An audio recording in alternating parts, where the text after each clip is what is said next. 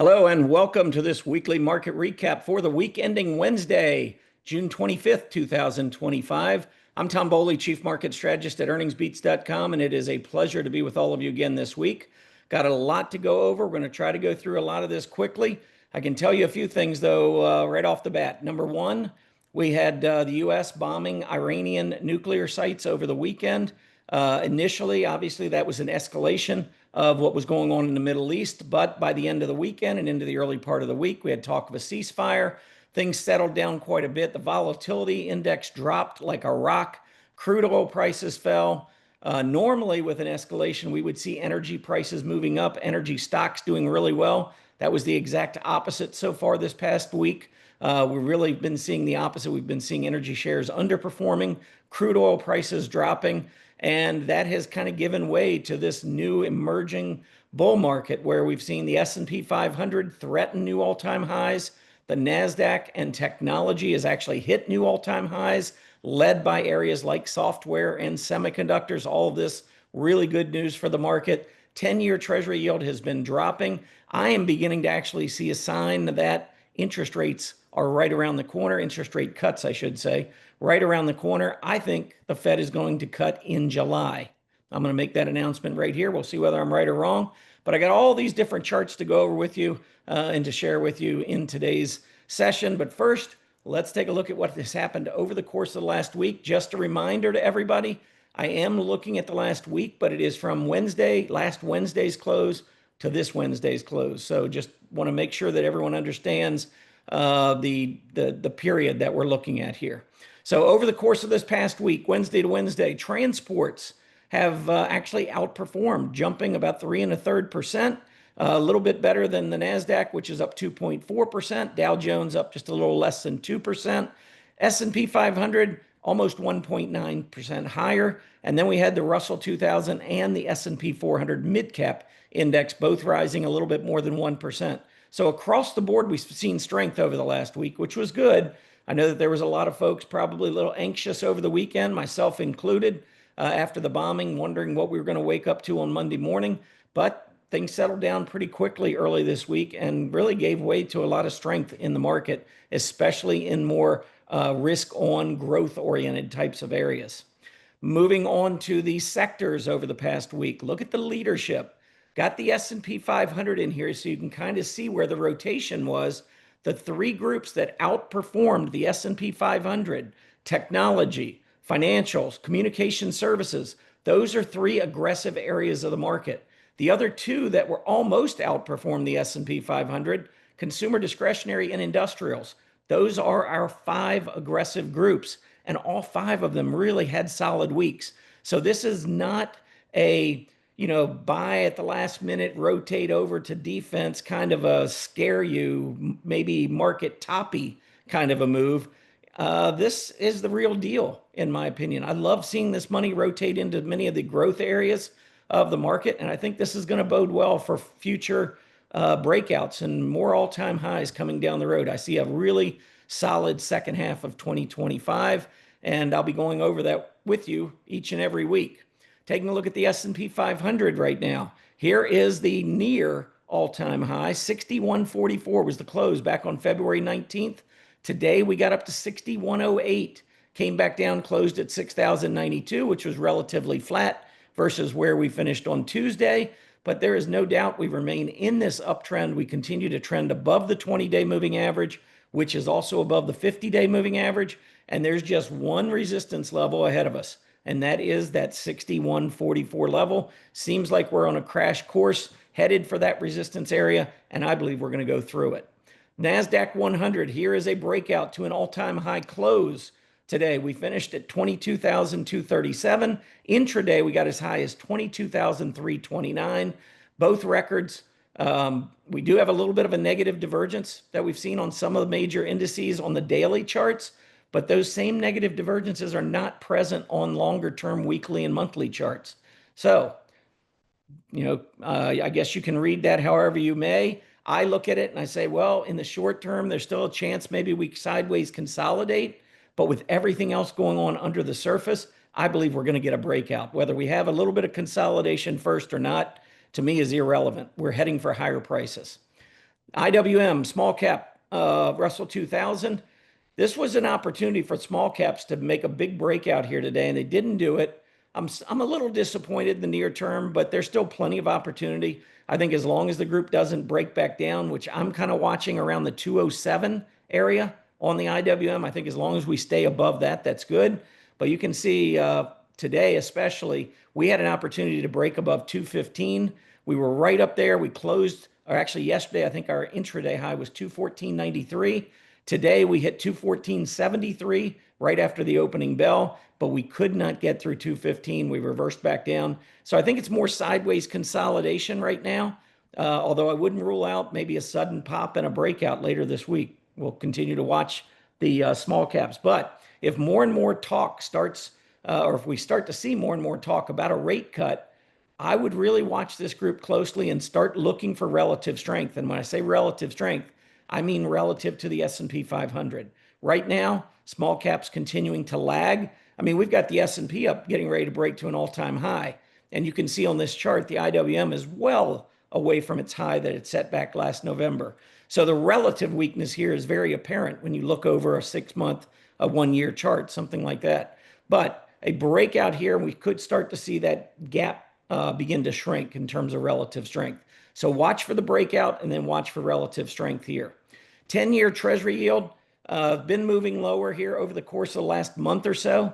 We are currently down at 4.29% on the 10-year Treasury, which is the lowest close that we've seen since the first week of May, or maybe the start of the second week of May. What I'm looking at again is money rotating into the Treasury market, which is sending the yields down. We also have money rotating into the stock market.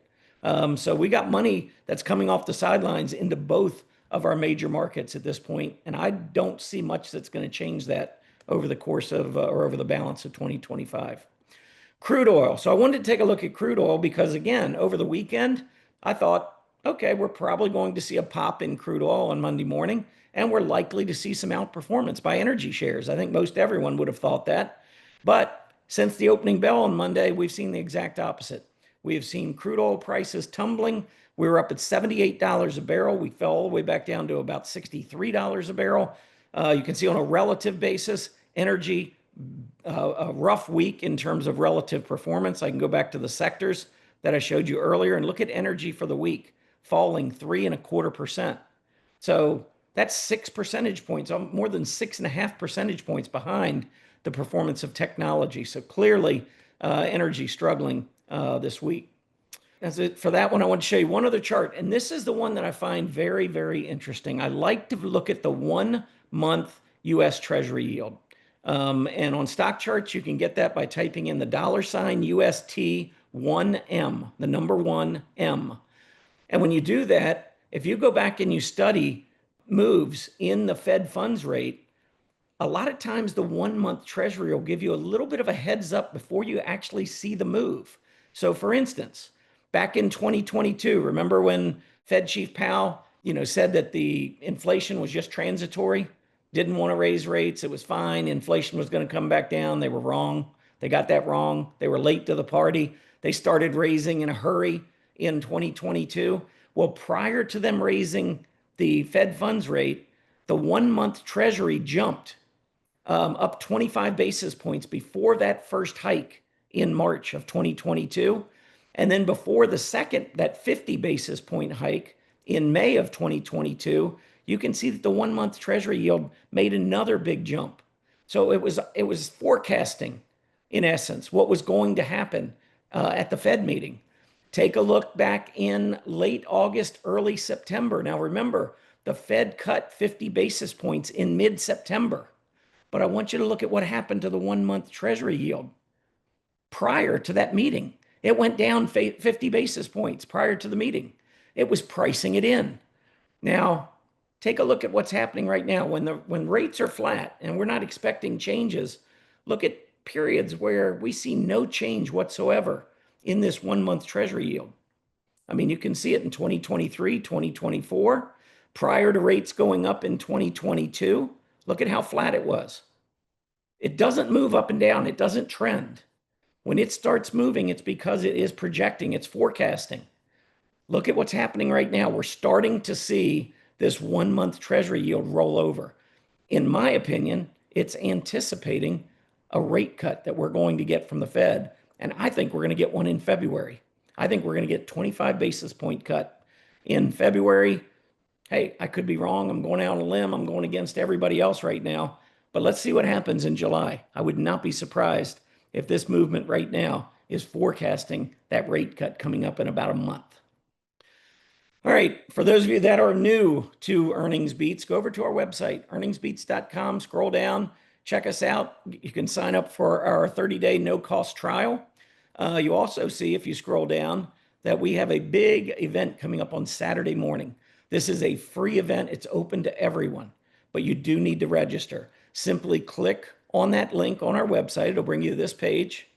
Name and an email address in order to register. That's all it takes. No credit card required. Even if you can't make it to the live show at 10 a.m. on Saturday morning, you still want to put in your name and email address because we will send you a copy of the recording. Obviously, if you don't leave us your name and email, we have nowhere to send it. But this event, you know, if you've been following me here on Stockcharts and over at Earnings Beats and so forth, my articles at Stockcharts, or you've been a member at Earnings Beats, you know what we have been calling. We called the top back in January and February. Literally on February 19th, the day that the market topped, I had a video here at Stockcharts, and I talked about the fact that we were likely heading lower. 2 days later, I said it was confirmed. I think it was on a Friday. We saw a lot of money rotate out away from discretionary into the staples. And to me, that was the final straw. That was confirmation that we were going down. Back in early, maybe second week of April, I said, hey, it's time to get back into this market. Saturday, I'm going to be going through and showing you why I made those calls, how I made those calls, and how the market gets manipulated to benefit those big Wall Street firms and how it takes our money from us. The thing is, if you learn now, because it's going to happen again in the future sometime, and you've got to see this stuff coming. So make sure you join me on Saturday. I'd love to have you there. All right, couple more things. One, technology. Wanted to just point out all-time high breakout yesterday and today, Tuesday and Wednesday. Making that breakout above all these tops that we saw back in 2024 and then again in early 2025 as we topped on February 19th. We are now back above all those prior highs, and we are in all-time high territory. How did we get there? Well, here's one of the reasons and one of the ways we got there. Semiconductors. Back in June of 2024, I said this was the time to be very careful. Semiconductors, we had made a massive run to the upside. We needed time to consolidate. We have been consolidating now for over a year. And guess what? We made the breakout. When semiconductors break out, you don't want to hesitate. This is absolutely a wonderful thing for the market. It's bullish. These are really high octane growth stocks. When they're breaking out, it's not because they're worried about inflation. Let me just tell you that. They are looking ahead. They're seeing strengthening economy. They're seeing lower rates, which increases valuations. It increases multiples. And these are the stocks that are going to benefit. This is an early sign right here on the breakout. This isn't ending. This is just starting. So semiconductors breaking out, software breaking out, same thing, all-time highs. They're not breaking out to all-time highs because they're worried about inflation.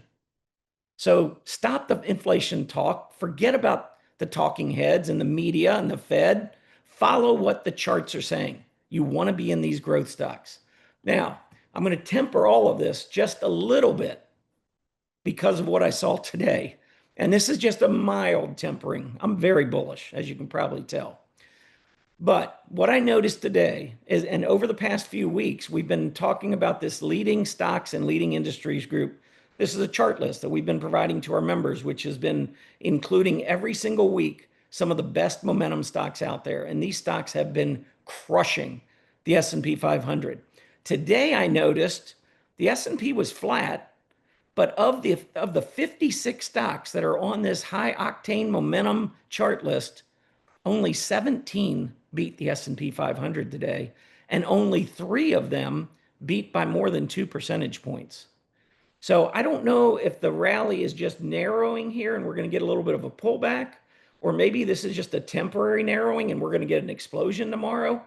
Either way, I think the end result is that we're going to be moving to all-time highs, whether it's tomorrow, next week, or the week after. I think as we're going into earnings season, I think the market is going to go higher and probably a lot higher than people think.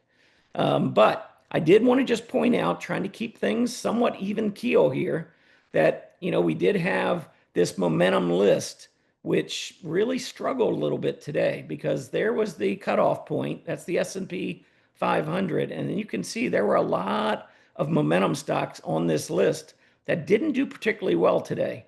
And ALLT was obviously the worst performer. They had a secondary offering come out. But there were a lot of stocks that didn't do well that had been doing very well of late. So is it a pause, or tomorrow do we just all of a sudden see another explosion? Well, we're going to have to wait until tomorrow. We'll wait until Thursday. By the time you all get this video, you already know. But for me, I'm just going to wait and see what happens on Thursday. But I do like the way this market's setting up. One last thing I'm going to show you, and this is one of the biggest reasons why I am as bullish as I am right now. Back in February when we topped, and I said, be careful, this market's looking really toppy to me, and there's a lot of signals saying we probably are going to go lower. I was thinking correction back then, but it morphed into a cyclical bear market. Here's what some of the problems were. As the S&P kept going higher, we started seeing money rotating away from the risk-on areas of the market. So Wall Street was becoming more and more defensive, even though we were setting new highs. Money was rotating into more defensive areas. QQQ versus the spider was moving to a lower high as prices were moving to a higher high. Discretionary versus staples fell off a cliff right as we made that final high in mid-February.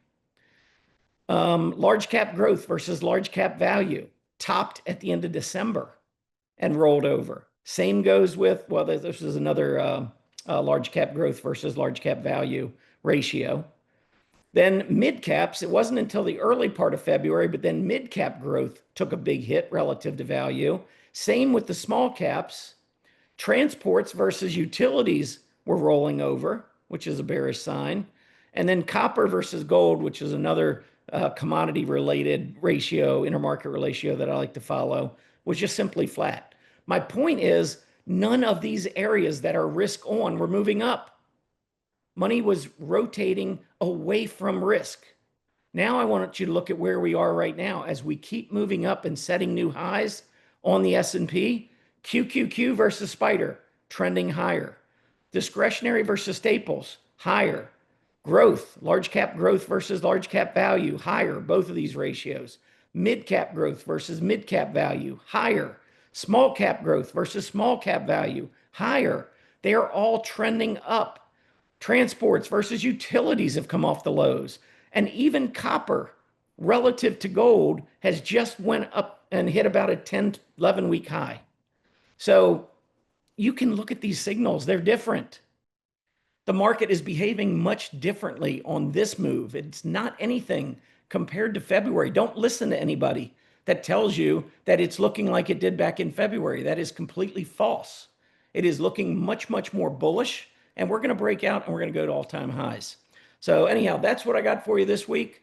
Who knows what we're going to have next week? Maybe I'll have to come back here and lick my wounds and talk about how I got it all wrong. I don't know. But I think we're going higher, and I think the earnings season is going to be a strong one. So I want to wish everybody a great rest of your week. Enjoy the weekend, and I'll see you next Wednesday. Take care, everybody. Happy trading.